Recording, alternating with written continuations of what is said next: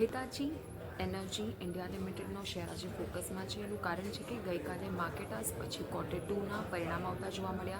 નફો, આવક, એબિટા અને એબિટા માર્જિન્સ બધા જ ફ્રન્ટ પર સારા નંબર આવતા જોવા મળ્યા.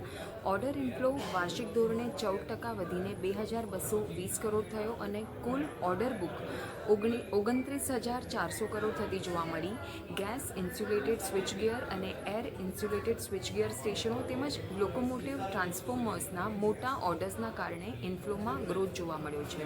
કંપનીની ઓર્ડર બુકમાં કયા સેગમેન્ટ કી કોન્ટ્રીબ્યુટર રહ્યા તેના પર નજર કરીએ તો તે છે ઇન્ડસ્ટ્રીઝ, રિન્યુએબલ્સ તેમજ ટ્રાન્સમિશન અને ટ્રાન્સપોર્ટ. એટલે કે ઇફેક્ટિવ ઓર્ડર એક્ઝિક્યુશન અને ઓપરેટિંગ એફિશિયન્સીઝના કારણે સારા નંબર્સ આવતા જોવા મળ્યા છે Q2માં. અને વેલ્યુએશન્સની વાત કરી લઈએ તો સ્ટોક અત્યારે FY27 EPSના 75 ટાઈમ્સ પર ટ્રેડ થઈ રહ્યો છે.